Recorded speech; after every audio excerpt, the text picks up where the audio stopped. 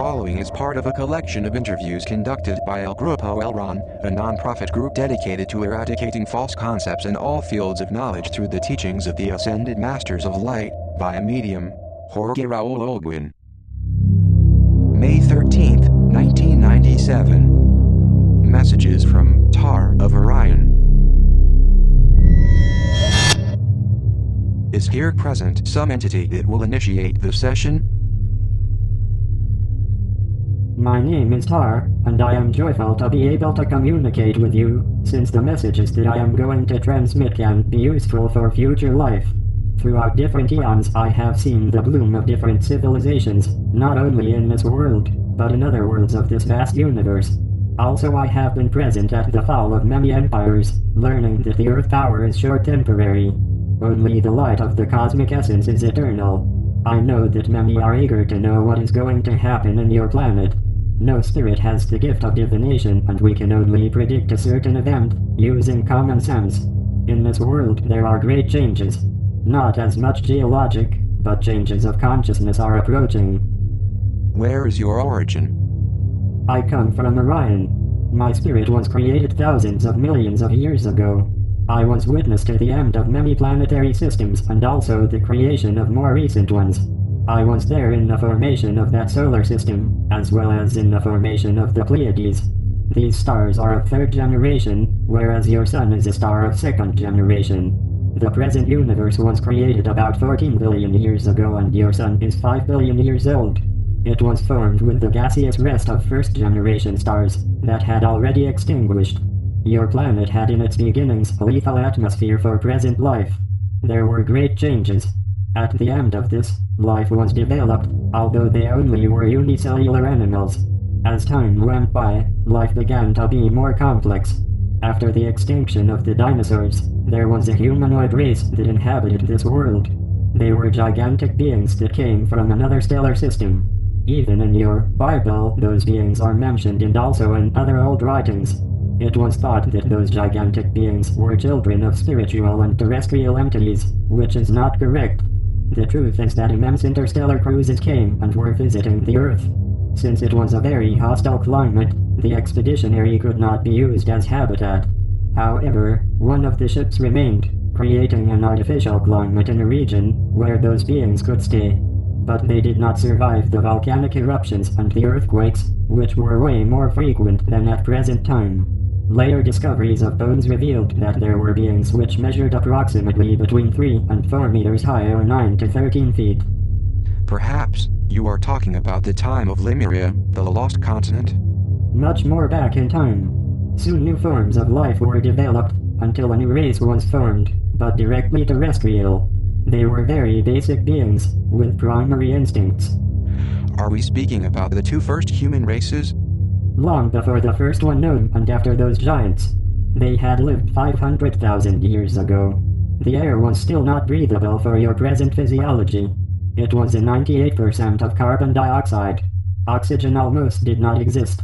The average temperature was in the 40 degrees Celsius, 104 degrees Fahrenheit, according to present measurements. Soon the era started changing. The species were perfected. It has been verified that other ships came in other times to experiment. Did those races have a reactive mind? The reactive mind has been since the beginning of the spiritual evolution. The reactive mind is that function of the mind that keeps and retains physical pain and painful emotion and looks for to direct under the stimulus-answer principle. It thinks only about identities. Analytical mind, however, is the function of the mind that it perceives and retains information to raise and to solve problems. It thinks about differences and similarities. The reactive mind is a survival mechanism that enters to work when the analytical mind becomes disconnected. It's the one that handles impulses. Finally, as reactive mind is instinctive, tries to prevent that a person gets in danger. I didn't have that data. Spirits were created with a reactive mind, channelers of ego, because we only evolve from the imperfection. I know that many spirits have managed to overcome their ego and already are in the planes of light. That's right, although spirits who are dominated by ego are much more numerous than those which surpassed their ego. There are 4 spiritual planes or levels, from 2 to 5, plus level 1, the physical plane. There are 5 planes altogether, with different vibratory levels. The most known are those that communicate periodically with the incarnated beings of the physical plane. These are the spirits of error, who dwell in planes 2 and 3. The 4th and 5th planes are levels of mastery. The beings that inhabit those planes are very much evolved into the pathway of light. We previously communicated with Master Jesus. In what vibratory level is he? Master Jesus is in the 5th plane. I have understood that he only projects a particle of his being. Is that true? Nearly less than a particle. There are very few earthly entities that can communicate with a master of solar hierarchy. I say of solar hierarchy and non-planetary because Master Jesus has ascended in the last 2,000 years. Jesus has also ascended from planetary hierarchy to solar hierarchy. The previous solar logo, the Christ, ascended to dimensional logo. At this moment the Christ is in the maximum spiritual hierarchy. But he is not the only one. There are other divine energies that act as the Buddha, who is the present galactic logos. Could we know which your function is? My function is being a messenger throughout time. Speaking in human terms, it would be what you call a mailman or messenger. I was incarnated centuries back in the Egyptian civilization under the name of Thoth to bring wisdom. Previously to that I was in what you call the Age of Stone, coexisting with beings in wild state, similar to your primates. Since then, many civilizations have disappeared on your planet. You said before that beings from other planetary systems have also come to Earth to experiment. Is that so? Correct. This planet was used as a test field. For example? For example, your contemporary, Darwin, spoke about the evolution of the species. The experimentations were undergone thousands of years back by extraterrestrial beings. Many of these foreign races have left different developing species in dangerous places of your world, and returned to look for them after 1,000 years of your calendar. Those entities had mutated, they had experienced biological changes for the better, to protect themselves from the climate or the aggressions of other natural species of the planet. These entities had gotten one terrestrial millennium, what would take 10 or 20,000 years through natural evolution. Those expeditionaries proved that the process of evolution could be accelerated. How has the Homo sapiens evolved? The Homo sapiens has evolved too slow, but by his own engrams. Author's note: engram can be defined as a mental image of a past experience stored in your subconscious that contains pain, which is a real or imaginary threat against survival within your reality. Engram is an unconscious registry of the reactive mind. There is a planetary engram that at this moment is delaying it. The human being tends to lose his teeth and to enlarge his skull and encephalic mass.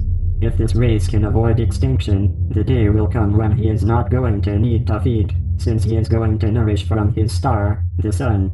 He is practically going to get energy through the dermis, by the epidermis. Something like photosynthesis? Not like photosynthesis. He is going to feed himself from the energy of his central star, also from etheric vibration. The human being will be so evolved in the future that he's practically going to be free of diseases. This has happened in some advanced planetary systems. That is if he does not destroy his habitat first. Scientific advancements are so large with global cooperation that it's so sad to see how on planet Earth, so many discoveries that are delayed or others that are not known because of stingy economic interests.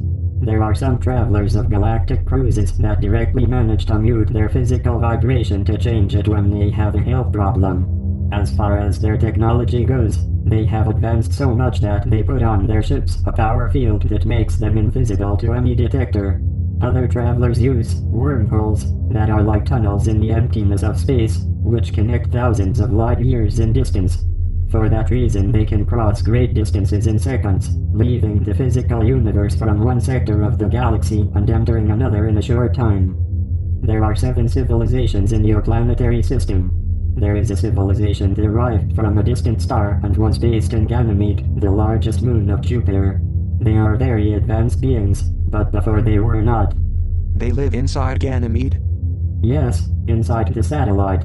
Their technology allowed them to get a habitat where they can isolate themselves from the atmospheric frost conditions of the surface. At the present time, those of your planet have directly taken to Ganymede to approach them towards the spiritual pathway. Their philosophy is based on material detachment, but it was not always so. In past times, they had great fights. They had a great technology, but they lacked love consciousness. Their spiritual advancements was done in these 2 last centuries. In previous centuries, the beings from Ganymede were devoid of an altruistic vocation. Were their fights only internal? There were great fights with inhabitants from a planet of the Syrian galaxy. This one was a community of entities that lived exclusively for service and towards the pathway of light. These beings wanted to convince the inhabitants of Ganymede to demote their militant attitude, but they, full of pride, did not accept it. On the contrary, they watched at neighboring worlds with greed. The only way those beings from Syrian could restrain that situation was to impose a change in attitude of the others. In fact, a superior being cannot be overrun by force of another because good sets out. But, really, one is always avoiding a greater evil. Since Ganymede was about to put under the planetary system of Sirian, which was not so advanced technologically, as they believed, they had to be overrun by force. Those evolved beings from Sirian obtained different apparatuses to change the mind of the inhabitants of Ganymede. They had to do it, because they did not have another alternative. Did they need some special permission to do that? No, because God gives free will and spiritual entities do not get involved in the struggles of the physical plane. These beings from Sirius came to the stellar system and modified the mind of the belligerent inhabitants of Ganymede. It's not that they wiped out their minds, but they changed their militant part. With time, descendants of that militant race from Ganymede evolved in knowledge, philosophy and love, using scientific knowledge for the good. Eons back there were also Mars beings, and at that time they were not prepared either for a warlike fight. The Mars beings had dedicated to agriculture. They were peaceful beings and they lived in harmony altogether.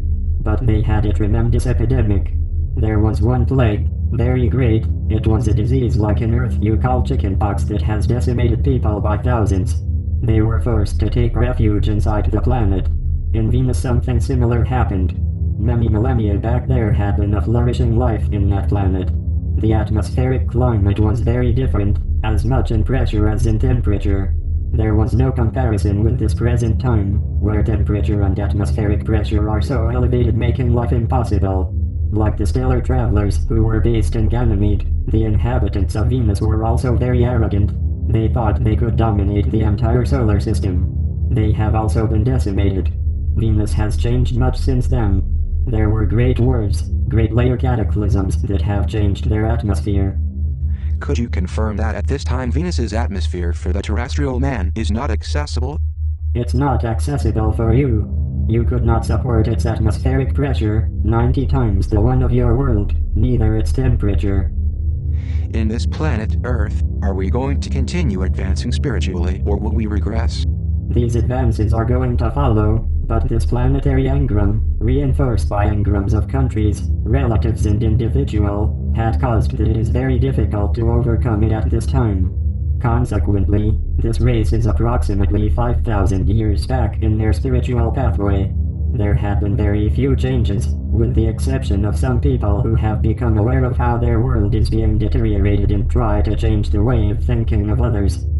Here there are changes taking place thanks to Dianetics, sciences invented by Ronald Hubbard, the founder of Scientology. At least, Scientologists are freeing people from engrams, and that is important. Yes, but in a very slow proportion. Often we have communicated with different entities that use Dianetics and they are powerless, because for each one that they can take to the light, there are 10 which directly enter the shade, folded by their emotional field. Many people harm, many people hurt, many people implant engrams to other people by the single fact to put someone else under. This civilization is so behind spiritually that they think if they put people under, they can rise more fluidly. Therefore, they create engrams to close ones, putting them under to rise, without realizing that they are not progressing, but backing down. Also they make all their family back down from progressing, in their work surroundings and their friendships. So, they start falling one after another like pieces of a terrestrial learning game. It is very difficult to reach the pathway we expected. But anyway, it must be acknowledged that Dianetics is one of the valid ways to release engrams from this planet.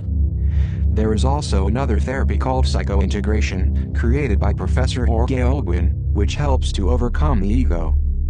Soon there will be contacts with assistant beings. There will be entities that will approach every human being and they are going to subconsciously dictate how to overcome certain engrams, but because time is closer, we already need to begin raising this race. How do you see the mission of our spiritual group with El Grupo Elron? How can we be helpful? There are many beings from the shadows that have been hampering the mission and they will continue. But your mission is to disseminate messages of light and must continue, as you see in your world, without lowering your arms. However, there is a way where you cannot fall and cannot be attacked by anybody: silence. Silence is the tool best suited not to offend anyone with offensive words and thus avoid hurting anyone with grievances. Silence does not offend, so nobody will offend you. Silence does not disturb, and thus no one will disturb you. Keep your mind elevated. This is even more important because in keeping your mind elevated, any negative vibrations will not hurt you. On the contrary, you will be more willing to help others who might need it. Do not attack the surroundings. It is important to be always calm, because when we lose control, we can't reflect on the other that has lost control. Bear in mind that at any level, from the material plane to the spiritual one, both are a mirror. If a spirit loses control, the other spirit reflects like a mirror that lack of control, and between the two there will be a power struggle. Aggression brings more aggression. It is wrong to think, in human terms, that all spiritual beings are masters. There is a lot of misunderstanding on this. There are religious centers on the planet Earth that constantly communicate with spiritual beings, as some schools, as some yoga meditation centers, or directly spiritualist centers. But they only communicate with the second level, entities of the plane 2. They don't communicate with the highest levels, except when some great master or a great guide comes. Now, I would like to ask you if this vessel, which you are using at this moment, is transmitting your thoughts well. I ask you because this is the first session that we are going to record. This vessel gets me without any interference. As time goes by, with practice, he will channel more. With regard to the validity of my messages, all that I bring are messages of guidance, information and service. Is it our job to disseminate these messages? The mission of any spiritual group is to spread words of light for the benefit of their fellow human beings. That is not an imposed task, but a task that is performed with joy. In the same way, you should not impose any idea, but transferring knowledge to those who require it. There is still much you should know, especially about how the Earth was unfolding. I humbly tell you that I am who has more knowledge of the subject, not only for having studied your habits, but for having embodied twice on this soil. Some of what you are conveying is in the secret doctrine of Madame Blavatsky. Yes, I understand that all the spiritual words point to the light.